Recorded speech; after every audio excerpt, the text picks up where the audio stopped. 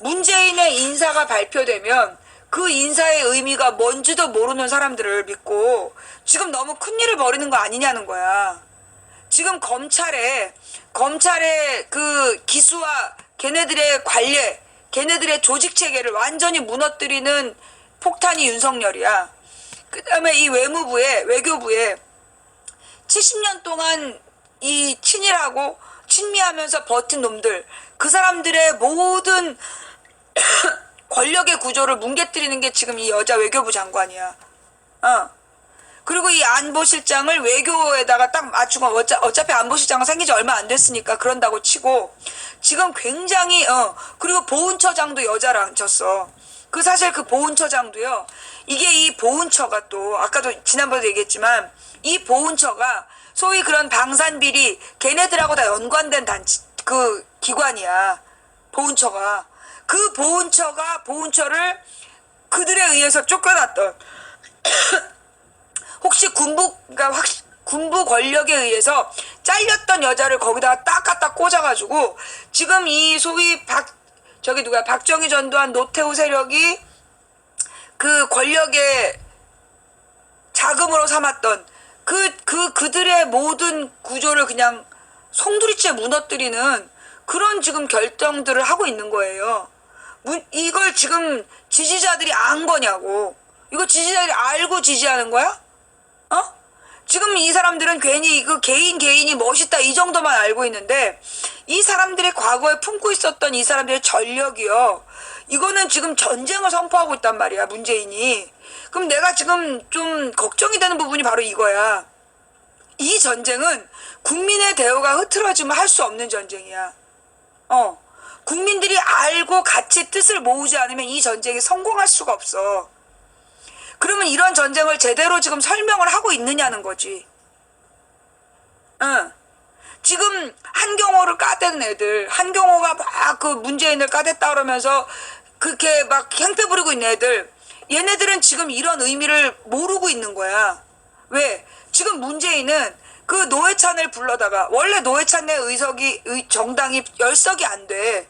그러니까 이제까지 관례상 20석 이상의 의석을 차지한 정당만 불러서 대통령님 면담을 했는데, 그 자리에 정의당을 불렀다니까? 5당을 불렀어. 그런데 이 5당을 부른 걸 쟤네들이 거부를 못한 이유가 뭐냐? 이게 또 재밌는 일이야. 이게 뭐냐면 이제 5개 정당의 원내대표를 불러서 회담을 했잖아. 그런데 그전에는 이 자유한국당이나 이쪽 애들이 바른당이나 반대를 해갖고 불가능했던 일이야. 새누리당에 반대해서. 근데 이번엔 그렇게 못했어. 왜? 지네들이 요구해서 정의당을 토론회에 끼워줬잖아. 그러니까 여러분들이 아무렇지도 않게 5개 정당을 받아들인 이유가 뭐냐? 토론회 때문이야. 토론회 때 심상정을 끌어들인 이유가 뭐냐면, 문재인을 진보와 보수가 양쪽에서 치기 위해서 심상정을 끌어들였거든. 그래서 5개 정당이 5개 후보가 나와서 토론하는 게 사실은 말이 안 되는 거야. 그러니까 문재인이 방어만 하다 끝난 토론이 그래서 그런 거라고. 근데 도리어 그랬기 때문에 문재인은 자기의 속마음을 다 드러내지 않아도 됐고. 그런데 자, 나왔어. 소설 쓰지 마. 자, 여러분, 예, 보세요. 하루루가 그랬어요. 소설 쓰지 마. 네. 소설 쓰지 마. 야, 인터넷 소설가가 소설을 안 쓰면 굶어 죽으란 얘기냐? 자, 바로 그거야. 그러니까 5명의 후보를 토론회에 올린 것부터가 말이 안 되는 거예요. 예. 그런데 이 5명의 후보를 올렸던 이유 자체가 사실 문재인을 좌우에서 공격하기 위해서 심상정까지 끌어들인 거였단 말이야. 그런데 그걸 다 겪어낸 문재인은 그 프레임을 그대로 마치 엿먹어라 이러면서 심상정까지 딱 끌어들여서 원내대표 5개 정당의 원내대표 모임을 한 거야. 그래서 어떤 효과를 냈냐면, 막 지금 진보를 갈라치려고, 진보 세력 갈라치기를 하려고 막 한경호 까기 막 부대가 투입돼갖고 지랄 연병을 떨었는데, 문재인이 진보 정당을 불렀어. 그러면 지금 진보 세력 갈라치기 하던 애들은 이제 좆되는 거지. 그게 그 얘기야. 이 문재인은 문재인이 지금 지난 이 열흘 동안에 한 일이 얼마나 무서운 일이냐. 실제로 북한에서 이제 또 오늘 미사일을 쐈어. 요 얘기가 끝이야.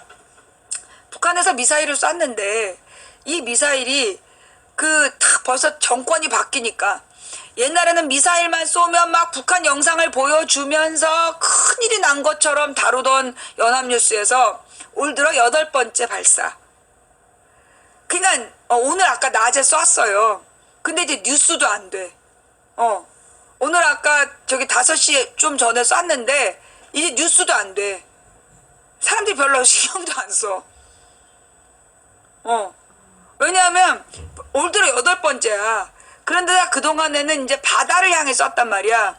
그래서 일본이 길길이 날뛰고 지랄했어. 근데 이번엔 육지에서 발사를 한 거야. 그러니까 뭔가 이렇게 회의에서 시비를 걸기도 지금 애매한 상황이 된 거지. 그런데 나 초반에 지난번에 쏘자마자 문재인이가 NSC를 소집해가지고 김관진 엿먹인 거 아니야. 먼저 딱 발표해버리는 바람에 초동 대응을 무섭게 해버려서 사실 이제 국민들이 그때 딱 마음을 놓은 거야. 별로 걱정을 안 하는 상황이 된 거야. 관심도 없어지는 거야. 왜냐하면 그동안에 미사일 파리를 하던 애들이 이젠 그게 안 팔린다는 거죠. 왜냐하면 그거 팔면 또 문재인이 막 신속하게 대응하는 모습 보여갖고 또 스타 될 거 아니야. 지금 벌써 이 NSC 회의가 소집됐거든. 일부러 그거 보여주기 쉽지 않아서 미사일 쏜 뉴스를 덮은 거야, 내가 볼 땐. 그게 미사일을 쏘자마자 지금 NSC 회의가 소집된 거야. 그러면 이제 또 그 NSC 회의가 소집돼가지고 막 또 그 미사일 팔면 문재인이가 막 사퇴 해결을 빨리 하는 모습을 보일 거 아니야. 그러면 또 나중에 국방부가 부들부들 떨면서 나중에 뒷북 기자회견하고 우스워지잖아, 꼴이. 그러니까 지금 이제 미사일 얘기는 아예 그냥 조용히 덮고 넘어가는 거야. 8번째 쏜 건데 뭐 이러면서. 그런데 그 김정일의 미사일이 말이에요. 그동안에는 어땠느냐 하면 박근혜가 위기에 몰려있을 때 쐈었어. 그지? 내가 이 김정은이가 박근혜를 지지한다는 게 이럴 때야. 이제까지 김정은이가 미사일을 쏠 때는 언제나 박근혜가 위기에 몰렸을 때. 그래서 박근혜 친박 언론에게 그 회생의 기회를 줬어. 그런데 문재인 정부 들어선 다음에 김정은이 지금 2번을 쐈는데 둘 다 문재인이 잘 나갈 때. 문재인이 뭔가 잘해갖고 분위기가 막 살아날 때 그때 쏴. 초치기죠. 그러니까 김정은은 박근혜를 좋아해. 김정은은 박근혜를 좋아하는 거야. 박근혜파, 전두환파. 왜냐하면 박정희가 김정일이랑 제일 먼저 대화했던 놈이잖아. 그렇기 때문에 지금 이 김씨 가문은 박씨 일가에게 충성을, 그러니까 의리를 지키는 걸로 보여. 그래서 실제로 김정은이가 박근혜를 미워했다면 그동안에 박근혜가 북한에 가서 김정일을 만나서 했던 말 그거 까면 돼. 안 깠잖아. 그게 난 증거라는 거야. 김정은이랑 북한이 진짜로 그 문재인을 지지하고 박근혜를 비판한다면 박근혜가 김정일이랑 했던 이야기 그거 까면 돼. 안 깠잖아. 박근혜 시절에. 박근혜 정부 때 안 깠어. 지금도 마찬가지야. 정말로 이 김정은이가 종북 그러는 애들을 적대시한다면 걔네들의 행동을 다 까면 돼. 안 까잖아. 나는 그러니까 한패라고 보는 거야. 지금 종북 그런 놈들하고 북한하고 나는 내통하고 있다고 봐. 실제로 박근혜가 김정일이랑 내통을 했고 그 내통하는 라인이 김정남이었다며. 박근혜가 실각하자마자 김정남이 죽었어. 우연일까? 박근혜가 그 북한의 김정일하고 내통할 때 썼던 비선이 김정남이었는데 박근혜가 실각하자마자 죽은 거야. 그동안 김정남을 뒤봐줬던 게 누구였을까? 궁금하다는 거지. 그러니까 내 생각에는 지금 이 김정은이가 문재인 길들이기 하려는 거야. 그리고 문재인 정부에게 초치기. 그러면서 이제 또 하나는 지금 이제 문재인이 막 이후에도 그랬잖아. 4강국에만 보낸 게 아니라 이후에도 보내고 베트남에도 보내는 거야. 그러면서 외교의 다변화를 하고 전면적인 외교 정책을 피면서 북한에 대한 얘기가 없는 거야. 그러니까 이제 김정은이는 계속 관심을 끌기 위해서 그 관종짓을 하는 거야. 그러면서 문재인 정부가 어떻게 대응하나를 지금 보겠다는 거거든. 그리고 지금 문재인의 외교적인 노력을 수포로 만들려는 그런 계책을 지금 피고 있는 거야.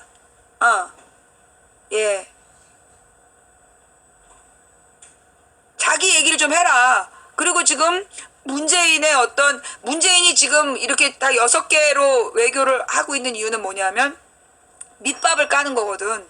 세계 평화를 위한, 한반도 평화를 위한 밑밥을 깔고 있는데 지금 김정은이는 한반도 평화에 대해서 관심이 없는 거야. 왜? 한반도 평화가 되면 지가 권력을 잃으니까. 그런데 지금 우리가 그냥 넘어간 얘기 중에 무슨 얘기가 있냐면 지금 평화협정 얘기가 나오고 있어. 한미 간에, 그러니까 이제 미국하고, 그러니까 트럼프 입에서도 평화협정 얘기가 나오고 있고 김정은이도 평화협정 얘기를 하고 있는 거야. 그러니까 이제 이 평화협정만 이루어지면 사실 한반도의 전쟁 위기가 사라지는 거거든. 그래서 이제 그게 이슈가 돼야 되는 상황이 온 거야. 자, 앞으로 쟤네들의 그 방향은 뭐냐면 노무현 정부에서 로스쿨을 없앴다. 그러니까 저기 사법고시 폐지했다. 그러면 왜 사법고시를 폐지했느냐야. 사법고시를 폐지한 이유가 뭐냐면 실제로 이 사법고시라는 걸 통해서 그 기수 문화가 만들어지는 거야. 그래서 그 기수 문화가 소위 전관예우의 문제가 되고 그래서 우리나라 사법부를 그 병들게 했던 원인이 그 사법고시였다는 거야. 그 다음에 이 사법고시에 목을 맨 젊은 인재들, 노무현도 문재인도 사법고시를 봐서 아는 거야. 10년씩 20년씩 사법고시를 보면서 멀쩡하던 사람이 미쳐가는 걸 봤기 때문에 차라리 미국처럼, 미국은 변호사 되는 게 어렵지 않아요. 우리나라에 이제 국제 변호사들, 그 사람들이 미국에 가서 변호사들 따온 사람들이야. 우리나라 사법고시 통과하는 게 미국의 국제 변호사 되는 것보다 어렵다는 거야. 그래서 미국식으로 로스쿨 제도를 만들어서 법조인을 대거 양성하겠다. 그래서 맨 처음에 노무현이 허락한 로스쿨은 인원이 수천 명이었어. 수천 명이 동시에 로스쿨에 들어갈 수 있게 하고 그리고 장학금 제도를 많이 만들어서 싼 값에 공부할 수 있게 하라는 게 로스쿨의 목적이었어. 그런데 이 대학들이 그 사법계에서 대학들을 로비를 한 거야. 그래서 법조인이 늘어나면 변호사들이 먹고 살기 힘들어지잖아. 그래서 인원을 줄인 거야. 그래서 로스쿨에다가 수천 명씩을 로스쿨을 받을 수 있게 해줘서 보통 정원으로 몇백 명씩을 예상을 하고 학교들이 로스쿨을 지었는데 실제로 로스쿨의 인원이 10분의 1로 줄어드는 거야. 인원을 감축시키려고. 법조계의 로비 때문에. 그래서 노무현이 욕을 먹는 건데 그건 노무현이 허락한 로스쿨이 아니야. 비정규직법이랑 똑같은 거야. 노무현이 만든 비정규직법은 비정규직 2년 하면 무조건 정규직으로 전환하는 법이었어. 그런데 그걸 노무현이 비정규직을 만들었다라고 그렇게 얘기하잖아. 노무현이 만들으라고 주장했던 비정규직법은 비정규직 2년 하면 무조건 정규직으로 전환하라는 법이야. 그런데 이놈 새끼들이 그 법을 어떻게 변질시켰냐면 열린우리당 안에서도 재벌한테 낚인 놈들이 있었어. 용돈 받는 새끼들. 그런 새끼들을 딱 꼬셔가지고 그 하청업체, 사내 하청을 허용을 한 거야. 파견근로법을 통과시켰어. 그래서 2년 비정규직 하면 정규직으로 2년을 정규직으로 돌려야 되는 법과 함께 그걸 통과시킨 거야. 사내 하청법을. 그래서 대기업이 비정규직을 직접 고용 안 하고 사내 하청으로 고용을 하는 거야. 그러면서 계속 이 회사하고 재계약을 맺으면 되도록 이 빈틈을 만들어낸 거야. 근데 그 욕을 노무현한테 덮어씌운 거야. 그런 것처럼 지금 노무현이 만들려고 했던 로스쿨은 법조계의 입문의 문을 열어서 법조계로 들어갈 수 있는 문을 확대시켜서 많은 법률 서비스를 많게 하자. 그래야 법조계가 특별한 비리를 못한다. 그렇게 해서 만든 게 로스쿨이었어요. 그런데 이제 그런 의미를 얘기하지 않고 그렇게 비판을 하고 있는 거야. 그 다음에 또 아침에 또 뭐가 있었는데 시험을 폐지하는 거. 시험을 폐지하는 게 애들의 실력을 무너뜨린다라고 얘기하는데요. 실제로 이 시험이 많아져가지고 아이들이 그럼 실력이 향상되냐? 지금은 모든 애들이 시험 때문에 시험만 보느라고 아이들의 자율성과 창의성이 떨어지는 거야. 문제가 뭐냐? 우리나라에서 최고 수재라고 에이스 소리를 들어도 외국에 나와서 말을 못하는 거야. 왜냐하면 이 교육 자체가 잘못돼서 이게 이명박이 대통령이 되자마자 부활시킨 게 일제고사였어. 학력평가. 이명박이 대통령이 되자마자 부활시킨 게 학력평가야. 그래서 모든 학교를 서열화하고 모든 애들을 서열화하고 그래서 전국의 모든 등수를 내고 그래서 뭐야 무한 경쟁 체제로 만든 거야. 애들은 공부만 해라. 왜? 애들이 공부만 해야 사회 문제에 관심을 안 가지니까. 그래서 시험을 없애겠다라는 얘기가 나오는 거야. 대신에 시험이 아니라 보다 더 진짜 공부. 애들이 시험을 보기 위한 학교 공부가 아니라 정말로 배워야 될 사회 공부를 시험 없이 봐봐. 얼마나 재밌겠어. 사회에서 외워서 시험 보는 게 아니면 사회 수업이 얼마나 재밌겠냐고. 근데 이 애들을 서열화해야 되니까 귀퉁이의 문제를 사진 귀퉁이에 있는 거 꼬아서 시험 문제를 내야 되잖아. 그러니까 애들이 제대로 사회를 공부를 못하고 사회인이 되니까 그 덩다리가 되는 거야. 그래서 그러지 않는 자율성과 창의성을 살리기 위해서 시험을 순차적으로 폐지한다는 얘기인데 부모들은 그러면 우리 애가 대학 못 가는 거 아니냐. 옛날에 김대중 노무현 때는요. 어떤 애들이 국문과에 들어가려면 자기가 소설 한 편 써서 내서 대학 가고 그랬어. 대학이 성적으로만 가는 게 아니라 정말 그 대학이 원하는 인재를 뽑게끔 제도들을 막 바꿔서 만든 게 수시였어. 그런데 그 제도를 지금은 무조건 성적을 기본으로 깔고 들어가는 거 아니야. 이 교육개혁을 의미하는 게 시험 폐지 얘기예요. 그걸 반대하는 거야. 그 애들을 무조건 시험시켜야 된다는 엄마들, 그 불안감을 조성하는 거지. 예. 그래서 지금 이제 부동산 정책, 노무현이 부동산 정책을 잘못해서 아파트 값이 올랐다. 등록금 얘기. 그렇지. 부동산하고 등록금. 자, 요 얘기도 이제 얘네들의 다음 레파토리야. 이번 주에 확 퍼질 수 있는 레파토리라서 내가 미리 그 예방주사를 놓는 거야. 이 부동산 정책은요, 노무현 대통령이 처음부터 부동산 가격과의 전쟁을 선포했어. 그런데 강남에서 어떻게 막았냐면, 그 강남이 다 한나라당 지지자들이었어. 호가를 계속 올린 거야. 실제로 매매가 이루어지지 않아. 노무현 때 매매가 이루어지지 않는데 호가를 계속 올린 거야. 호가가 뭐냐? 부르는 값. 부르는 값을 계속 올린 거야. 그래가지고 그 부르는 값을 올려서 부동산 가격이 떨어지지 않도록 착시 효과를 만든 거야. 실제로 지네들은 값이 떨어지기 전에 안 팔면서. 그래서 3년 만에 노무현 대통령이 만든 게 뭐였냐면 그 대출 제한이야. 아파트 가격의 몇 %까지만 대출하라는 DTI 규제를 만들었어. 그러고 난 다음에 아파트 값이 꺾이기 시작한 거야. 왜냐하면 그것 때문에 실제로 실거래가의 기준에서 대출해주게 된 거였거든. 그래서 이 새끼들이 뻥카가 딱 실패를 하게 된 거예요. 그게 부동산 가격의 문제. 그 다음에 등록금이 올라간 문제도요. 노무현 정부 초기에 사립학교법이라는 걸 만들었어. 그게 뭐냐? 지금 대학들이 등록금을 계속 올려갖고 부동산 만들고 있잖아. 건물 짓고. 그래서 이 대학교에서 등록금을 걷어서 무슨 짓을 하는지 그걸 감시하겠다. 그게 사학법이었어. 그런데 그 사학재단을 어떻게 했어요? 그 사학법을 이명박 박근혜가 촛불 들어서 없애버린 거야. 그래서 사학법을 개정하게 하잖아. 그 개정하도록 동의해준 게 김한길이었고. 원래 맨 처음 열린우리당이 사학법을 만들었는데 김한길이가 그렇게 개판으로 개정해준 주범이야. 그러면서 등록금을 올리는 걸 막지 못하게 했어. 그걸 또 노무현한테 또 탓을 하는 거야. 김한길 지가 합의해줘 놓고. 나쁜 놈인 거죠. 예.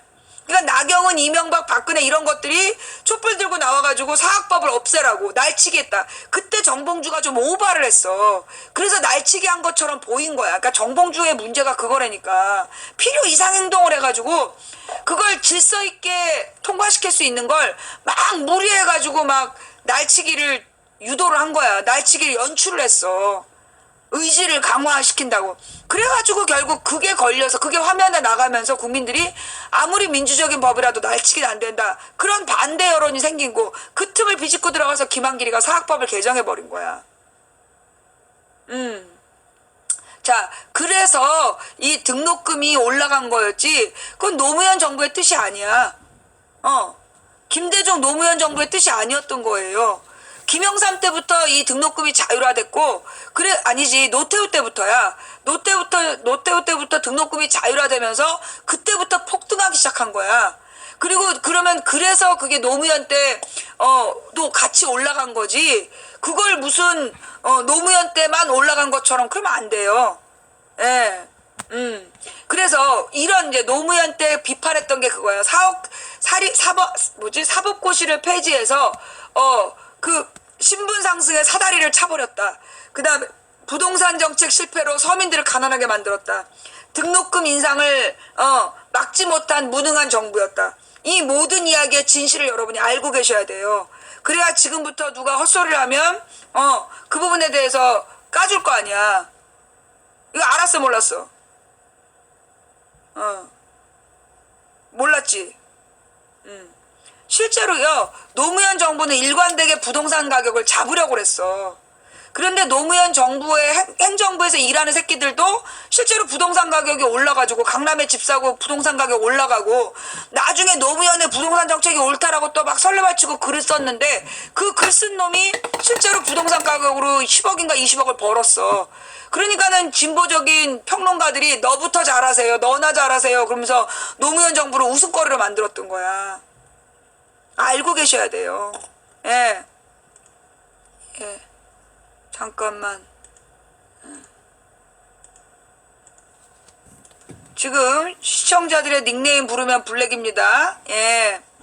이런 것들 여러분이 알고 계셔야 되는데 얘네들이 이런 걸로 이제 뭐라 그러나 중도층을 공략해 들어올 거야. 그 다음에 부동산 뭐였지? 부동산 세금이 있었잖아. 부동산 보유세, 종합부동산세.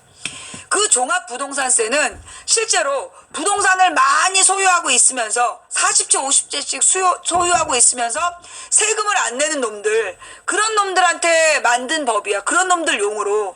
그런데 이 법을 실제로 6억 이상의 아파트를 갖고 있는 사람들이 내는 세금은 얼마 안 됐어. 그런데 부동산 보유세가 엄청 많이 내는 것처럼 그렇게 실제로는 진짜 1,000억씩 2,000억씩 갖고 있는 새끼들한테 세금 거두려는 거야. 근데 10억도 안 되는 부동산 갖고 있는 사람들한테 세금을 걷는 것처럼 그렇게 이간질을 해가지고 중도 보수층을 돌아서게 한 거야. 종합부동산세가. 실제로 그 종합부동산세로 내는 세금이 얼마 안 됐어요. 근데 무지 많이 내는 것처럼.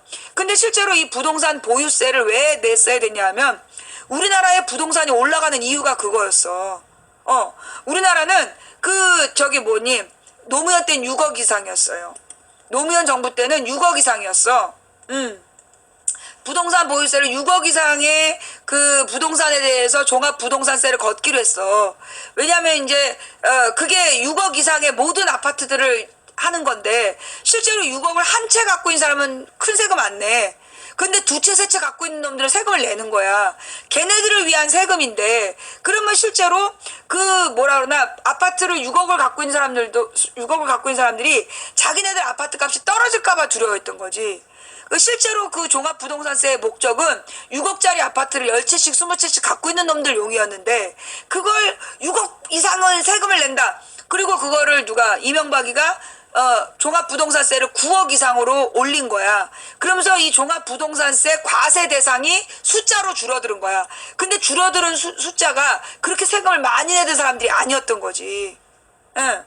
그러면서 박근혜 때 그 부동산 많이 갖고 있는 놈들에게 변칙적으로 탈세를 시켜준 게 임대업. 월세를 받아라. 그러면 보유세 안 받겠다.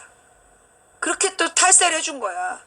그런 부분들에 대해서는 비판하지 않으면서 노무현 때 종합부동산세 걷었다라고 욕을 하고 그러니까 실제로 부자들한테 세금을 걷기 위한 제도였는데 그걸 중도 보수층을 막 흔들어대 갖고 그리고 국민연금을 폐지해야 된다고 그 지랄을 했잖아. 그래서 사무직 노동자들을 무너뜨린 거야. 사무직 노동자들이 노무현 지지자였거든. 근데 국민연금으로 한 달에 10만 원씩 떼가는데 그걸 안 낼 수 있다 그러니까 좋다고 같이 동의를 했던 거야. 근데 이명박이 집권하니까 어떻게 됐어? 더 올렸잖아. 국민연금 더 올렸어. 내리지 않고. 예. 그런 그리고 그 오피스텔에 대해서는 아무리 많이 가지고 있어도 그 부동산으로 쳐주지 않는 그런 거지 같은 제도를 만들고. 예. 자, 그래서 여러분들이 이런 내용들을 잘 알고 계셔야 한다. 그런 것들에 대한 방어를 해야 되는데 한경호만 까고 있으니까 내가 얼마나 어이가 없었겠어. 한경호는 문재인 편이야. 한경호가 문재인 편인데 지금 문재인 지지자인 척하는 놈들이 이간질을 해갖고 제일 먼저 한경호를 죽이고 있는 거야. 한경호를 까내는 놈들이 수개표 주장자들이고 그 놈들이 옛날에 국정원이랑 같이 댓글 부대했던 놈들이야. 넘어가지 마세요.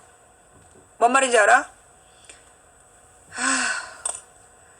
그리고 이제 문재인을 깔 게 있다면 문재인의 업무방해는 뭐냐.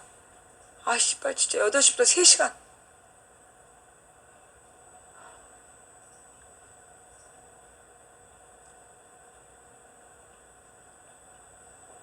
원래 시사방송은 대통령을 까야 돼.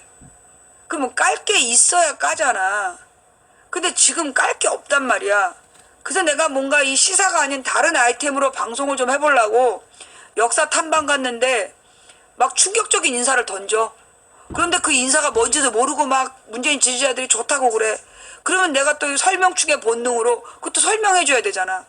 그래서 광주에서 19일날 오전 방송 망치고 그 낮에 다시 이제 광주의 의미를 설명하려는데 그때 또 김희수를 던져가지고 또 망치고 저녁 때 다시 설명하려고 내가 피곤해 죽겠는데 방송을 열었는데 그땐 박원순을 던졌어. 그러더니만 어저께는 아무도 안 던지더라. 그래서 이제 끝났나 보다 했어. 오늘 내가 방송하는데 아침 11시 반에 기자회견 직접 했어. 쉰다고 내 뒤통수를 딱 허를 찌르고 오늘 뭐 휴가를 내가지고 봉화마을 내려간다 그러더니 그래서 내일 쉰다고 오늘 아침에 인터뷰를 한 거야. 그래갖고 외교부 장관을 저 폭탄으로 던져놓고 간 거야. 나 오늘 인생 상담하는 날인데 3시간 동안 인생 상담 못했어. 이게 업무방해 아니고 뭐냐. 그래서 나로 하여금 직접 팔아요 이렇게 만든. 자 됐지?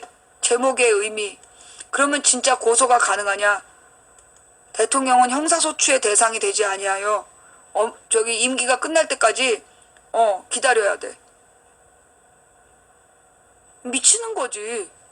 아니 그리고 월요일날 쉰다니. 자기가 망치 부인이야? 왜 월요일날 쉬어? 그리고 토요일날은 인사 발표 안 하고 왜 꼭 내가 방송하는 날 인사를 던지냐고. 이건 나의 설명충 본능을 이용해서 자기의 인사의 의미를 해설하게 하려는 이런 아주 이 뭐라고 해야 되냐, 이 검은 의도가 드러나 있는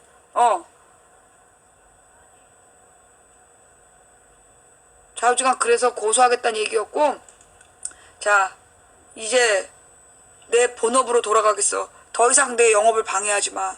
난 이제부터 내가 오늘 하고 싶었던 방송, 이제 먹고 살만한 다른 아이템, 인생 수다방을 할 거니까 이 제목이 마음에 안 든다고 어그로 끌었던 친구들, 벗들 잘들 가. 칙집이 뭐예요? 제 방송 봐. 아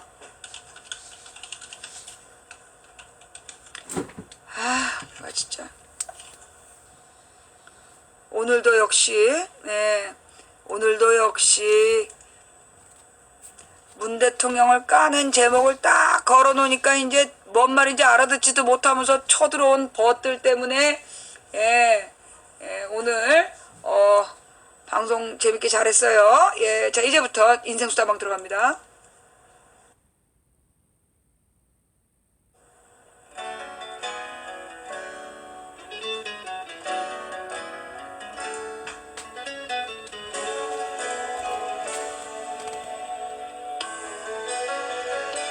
(010-2294-2016) 번호를 망치부인 이렇게 저장을 하세요. 그 다음에 텔레그램을 다운받아. 그리고 반나절을 기다리면 텔레그램의 그 채팅 명단에 망치부인이 떠요. 그러면 이제 그때 망치부인한테 이제 인생상담이라고 쓰시고 보내시면 사연을 보내면 돼요. 그런데 여기서 텔레그램을 다운받고 전화번호 입력하라 그럴 때 여러분의 번호를 입력하셔야 돼요. 내 번호를 입력하면 나한테 여러분의 비밀코드가 와. 텔레그램을 다운받은 다음에 번호를 입력하세요. 그럼 여러분 번호를 입력하라는 거야. 그럼 여러분 번호로 비밀코드를 보내. 그러면 비밀코드를 입력하면 텔레그램이 깔리는 거야. 내 번호 저장한 다음에 텔레그램을 다운받고 거기에 번호 입력할 때 내 번호를 입력하면 안 되고 여러분의 번호를 입력하는 거야. 알았지? 1000번쯤 설명한 것 같아. 그리고 난 다음에 제목을 인생 상담이라고 쓰는 거야. 그런데 인생 상담의 내용이 너무 길면 안 돼. 800자 이내로 줄여야 돼. 자기가 한번 써봤는데 너무 길다. 그러면 줄이고 다시 줄이고 줄이세요. 이 작업이 왜 필요하냐면 스스로 문제를 자꾸만 객관화하는 거야. 여러분이 이제 인생을 살다가 자기도 모르게 막 혼란스러울 때가 있어. 그럴 때는요, 그 혼란스러운 내용을 한번 써보세요. 망치부인한테 인생 상담 해야 되겠다. 한번 써보는 거야. 내용이 너무 길어. 그러면 그 내용을 쭉 읽어본 다음에 다시 써. 다시 쓰고, 그래도 내용이 길어. 그럼 또 다시 써. 그러다 보면 사건의 본질로 들어가는 거예요. 예. 그래서 그런 방법 때문에 제가 800자 이내로 보내라라고 얘기를 하는 거예요.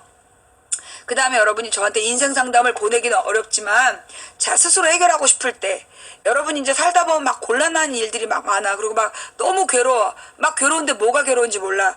그럴 때 아주 중요한 방법이 있어요. 아주 좋은 방법이.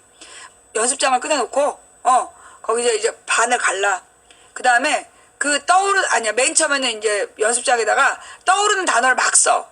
어떤 그냥 뭐 김부장, 박 차장 이런 식으로 떠오르는 단어를 막 쓰는 거야. 그 다음에 빨간 펜하고 파란 펜을 가지고 그 단어가 좋으면 파란색, 싫으면 빨간색 표시를 하는 거야. 그리고 그 다음에 기분 나쁜 빨간색을 이제 그 다음에 연습장을 반으로 갈라서 빨간색으로 동그라미 친 단어들을 쭉 쓰고 파란색으로 그 동그라미 친 단어들을 쭉 써. 그럼 해결해야 될 문제는 빨간색이구나라고 정리가 된단 말이야. 그럼 빨간색들 중에서도 내가 기분 나쁜 원인을 순서를 매겨봐. 순서를 매기면서 뭐가 기분 나쁜지를 생각해 보는 거야. 그러다 보면 그리고 그 문제를 어떻게 해결할 것인지 그게 3단계야. 그러니까 처음에 다 써본다. 좋은 것과 싫은 것을 구분한다. 싫은 거에 순위를 매긴다. 그 다음에 그 문제의 핵심이 뭔지에 대해서 한번 써보는 거. 그게 일반적으로 나를 혼동시키는 문제들을 해결하는 방법이에요. 이걸 왜 이렇게 쓰느냐 하면 이렇게 쓰다 보면 문제를 객관적으로 바라보게 돼. 이 객관적이라는 게 뭐냐면 본인이 이제 주관적으로 내 의견대로 보는 게 아니라 제3자 입장에서 보게 되는 거야. 써놓고 나면 별거 아닌 게 보일 때도 있어요. 자기 고민을 한번 써보고 나잖아. 그럼 이게 별게 아니구나. 근데 내가 여기에 매달려 있구나. 이런 게 보일 수 있는 거야. 근데 만약에 이제 여러분이 누군가가 미워. 인생을 살면서 내게 씻을 수 없는 경험이 있고 그에 대한 그로 인한 배신감 때문에 씻을 수 없는 고통을 느끼고 있어. 그러면 막 죽여버리고 싶잖아. 자, 그럴 때 여러분이 어떻게 해야 되냐. 그 사람이 나한테 한 짓을 다 적으세요. 다 적어서 그 사람에게 편지를 쓰는 거지. 그 사람한테 다 편지를 쓰면서 네가 나한테 어떤 행동을 했는데 그래서 내가 너무나 평생 괴로웠고 난 이런 고통을 겪었다라는 걸 다 써. 최대한 자세하게 써. 아주 두껍게 쓴 다음에 그 내용을 그 사람 앞에 가서 읽는 거야. 근데 그 사람이 만약에 죽었다. 못 읽겠죠. 그럴 때 어떻게 되냐. 그 사람에 대해서 그 미워하는 마음을 다 쓴 거를 태워. 그 깡통 속에다 넣고 태우는 거야. 그래도 그 미움이 새록새록 살아난다. 그럼 또 써. 또 써가지고 그걸 다시 태워. 그러면 그렇게 해서 누군가에 대한 미움을 태우고 나잖아요. 그럼 희한하게도 마음속에서 그 미움이 사라져. 근데 이제 우리가 용서라는 개념을 잘 알아야 돼. 우리는 그 용서가 상대방을 위해서 하는 건 줄 알아. 누가 나한테 잘못했는데 그 사람을 용서하라라고 종교는 얘기해요. 모든 종교가. 그러면 그 종교가 그 사람 때문에 용서하라는 줄 알아. 근데 그게 아니라는 거야. 용서라는 건 그 잘못을 저지른 사람을 위해서 하는 게 아니야. 용서의 의미가 뭐냐면 내가 더 이상 그의 죄를 기억하지 않기로 결단하는 게 용서예요. 용서가 뭐냐면 그 사람의 죄를 더 이상 기억하지 않기로 결단하는 거. 그게 용서야. 그러면 왜 그런 결단이 필요하냐. 만약에 내가 어떤 상처를 받았어. 예를 들어 내가 어린 시절에 왕따를 당했거나 가족으로부터 학대를 당했거나 아니면 뭔가 아주 부끄러운 어떤 사고를 당했어. 근데 그 상황을 계속 기억하다 보면 절대 미래로 나아갈 수가 없는 거야. 인생 상담은 이미 저기가 끝났어요. 접수 끝났어요. 8시 이전에 해야 되는 거야. 그 누군가 나에게 잘못했던 그 상황, 내가 상처받던 상황을 계속해서 기억하는 한 미래로 나아갈 수가 없는 거야. 그래서 용서라는 건 더 이상 그 나쁜 기억 속에 나를 가두지 않겠다는 결단, 그 나쁜 기억의 틀 속에서 나를 썩게 하지 않겠다는 결단, 그게 용서라는 거예요. 그러면 그 사람은 어떡하라고요? 여러분이 그의 죄를 더 이상 기억하지 않기로 딱 결단하고 있잖아. 그리고 몇 년 뒤에 소문이 들려와. 진짜 완전히 잊고 몇 년을 지나고 나면 소문이 들려와. 그가 우리가 상상할 수 없는 벌을 받았다는. 내가 살아보니까 그래요. 인생을 살다 보면 그 나한테 못된 짓을 한 사람에 대해서 내가 기억하지 않잖아. 그러면 나중에 그 사람이 우리가 상상하지 못한 벌을 받았다라는 그런 소문이 들려. 그게 용서의 힘이야. 우리가 그의 죄를 계속 기억하고 붙들고 있는 한 하나님은 우리를 위로하느라고 그를 처벌하지 못해. 근데 우리가 그에 대한 그 잘못을 잊기로 딱 결단하고 딴 데 보잖아. 그러면 하나님이 내리치는 거야. 근데 우리가 그 사람에게 복수할 수 있는 데는 고작해야 뭐 고소해갖고 벌금 500만 원 받는 게 다잖아. 근데 하나님이 치실 때는 완전히 등신을 만들더라. 제기가 불가능한 상태를 만들더라. 그게 하나님의 복수야. 신의 복수. 이게 우주의 섭리의 복수. 하나님을 안 믿는 사람은 우주의 섭리라고 이해해. 우주의 섭리가 그래. 인과응보라는 게 반드시 있어. 근데 누군가 내게 잘못한 걸 내가 계속 기억하면서 그 인연을 잡고 있기 때문에 내가 그를 미워하기 때문에 그 내가 미워하는 힘이 걔의 에너지가 되는 거야. 근데 내가 그를 더 이상 미워하지 않기로 딱 놔버리잖아. 그러면 비로소 우주의 섭리가 그를 둘러싸고 벌하기 시작하는 거야. 그 벌은 아주 무서운 벌이에요. 천벌을 내려. 그렇기 때문에 여러분이 누구를 미워하는 마음이 들잖아. 그리고 여러분 누구 미워해 본 적 있어요? 나는 이제 주로 누구를 미워하기보다 미움을 받는 대상이었는데 나를 미워하는 대상을 가만히 보면 처음에는 이제 나에 대해서 그렇게 딱 뭐 무시를 해. 그래서 조금씩 지나면서 내가 일하는 것 때문에 화를 내기 시작해. 그러다 나중에 날 미워하기 시작한다? 그리고 나를 미워하면서 병이 드는 거야. 그래서 완전히 얼굴이 썩어버리더라고. 나 그런 사람 여러 명 봤어요. 내가 해주고 싶은 얘기가 뭐냐. 누군가를 미워하다 보면 얼굴이 변해. 완전히 뒤집어져. 예. 누구를 미워하고 그런 나쁜 마음을 품잖아요. 얼굴이 변해요. 예. 그래서 우리 옛 어른들은 그 사람이 나이 40이 되면 자기 얼굴에 책임을 지란 말을 해. 나이 40이 넘어가면 자기 얼굴에 책임을 져야 된다. 누구를 미워하고 산 사람들, 그리고 아주 나쁜 생각을 하고 산 사람들은 눈빛에 다 그게 드러나. 그래서 이제 이 얼굴에 다 드러나요. 누구를 미워하면 얼굴이 아주 어둡고 굉장히 나쁜 마음이 들어. 근데 그렇게 나쁜 마음이 드는 사람은 행복하지 않아. 그리고 다른 사람들도 가까이 오질 못해요. 모든 인간관계는 상호 소통 관계야. 근데 내가 그렇게 누군가를 미워하면서 얼굴이 어둡잖아. 그러면 아무도 차마 다가오지 못해. 근데 그에 대한 미움을 이 누군가에 대한 미움은 내 마음속에 음식물 쓰레기다 라고 외워. 음식물 쓰레기를 안 버리면 온 집안에 썩은 냄새가 나거든. 누구를 미워하면 여러분에게서 그런 썩은 냄새가 나요. 그러니까 누구를 미워하면 빨리 그 마음을 버려. 빨리 그 마음을 버리고 좋은 일만 생각해. 내 주변에서 내 상사가 나를 계속 괴롭혀. 아주 얄밉게 내가 수고한 거를 지가 딱 날로 먹고 막 그래. 그럴 때 여러분이 그 사람을 계속 미워하잖아요. 그러면 여러분도 망하고 회사도 망해요. 반대로 생각하세요. 여러분이 일을 한 공을 그가 날름 집어먹었어. 그건 뭐야? 여러분이 일을 제대로 했다는 거야. 그죠? 그렇게 생각하시고, 두 번째, 직장에 바로 윗상사가 여러분의 공을 주워먹는 거 윗사람이 모르는 거 같죠? 다 알아요. 여러분의 직장 동료가 여러분의 공을 뺏는 걸 그 사장님이나 윗사람들이 다 모르는 거 같지? 아니, 다 알아요. 일부러 설명할 필요 없어. 왜? 사장은 직원이 제대로 일을 해야 먹고 살거든. 유능한 사장일수록 여러분이 제대로 일했는지 알아볼 수 있어요. 뭔 말인지 알아? 그러니까 절대 여러분의 공을 뺏어갔다고 누구를 미워하느라고 시간을 낭비하지 마세요.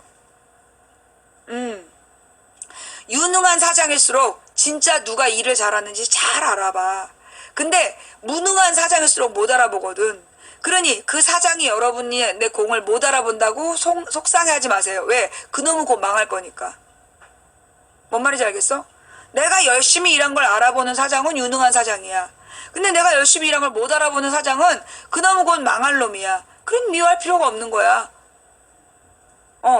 그러니 누구도 미워할 필요가 없는 거예요. 예, 누구를 괜히 미워하면서 여러분의 에너지를 낭비하지 마세요. 대신 자, 여러분 주변에 있는 사람들을 잘 들여다보고 뭘 해야 되느냐? 뭘 해야 되느냐? 그 사람들의 장점을 빨리 파악하세요.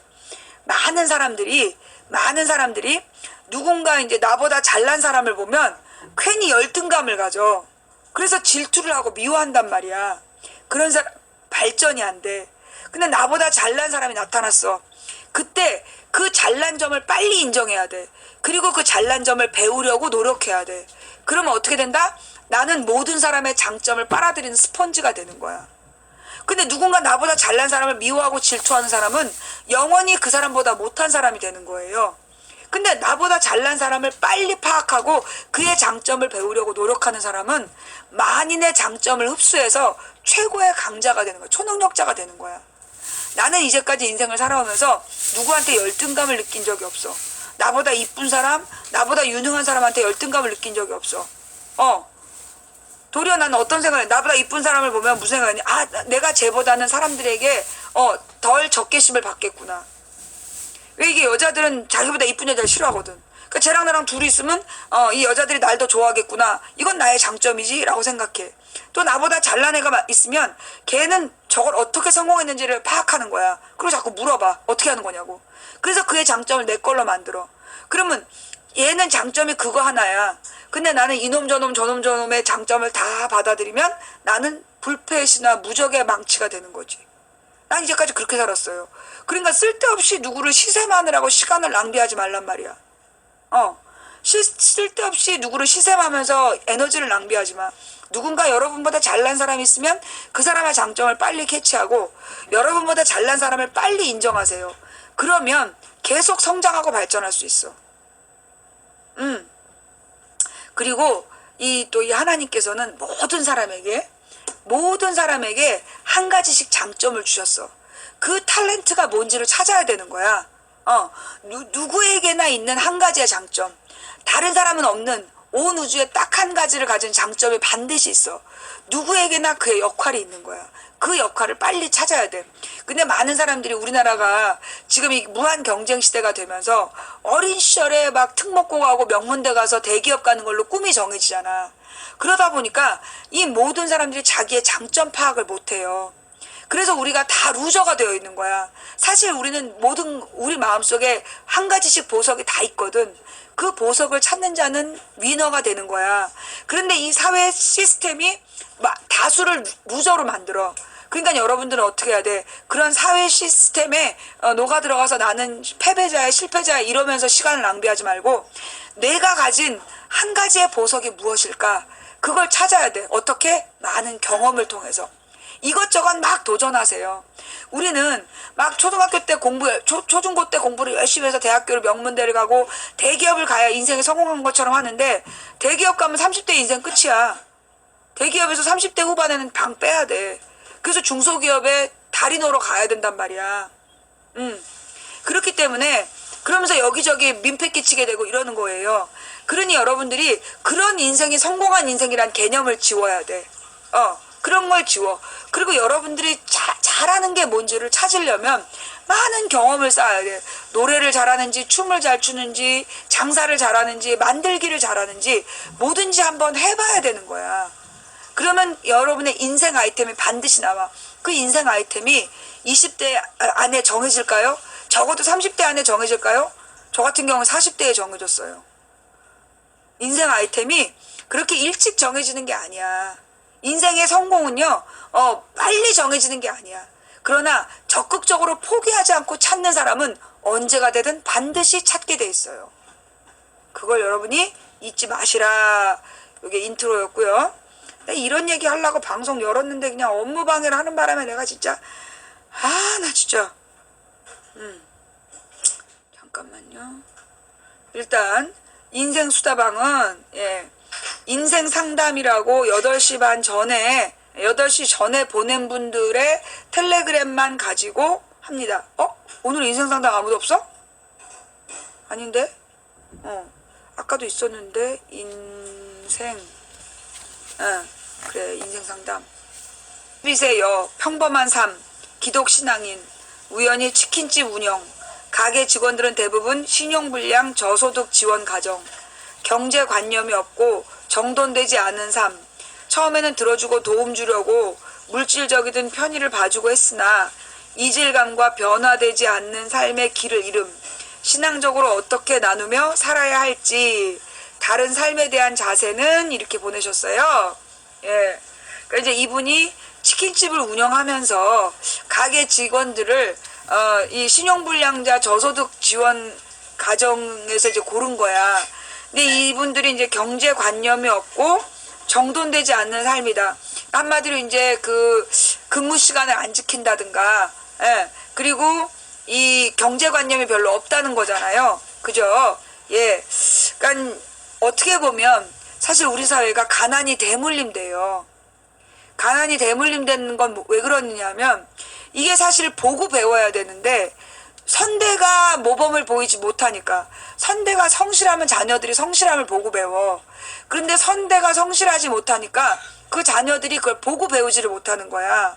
그러다 보니까 가난이 또 대물림이 되는 거예요. 그래서 이제 이분이 제가 볼 때는 이 사람들을 데리고 처음에 너무나 많이 그 인도주의적으로 많이 봐주신 거야. 그런데 이렇게 인도주의적으로 봐주는 게요. 이렇게 나약한 인간들에게는 그게 하나의 삐집고 들어갈 틈이 되는 거야. 그래서 이런 나약한 인간들을 다룰 때는 엄격해야 돼요. 돕는 자들이 그러니까 왜 옛날에 그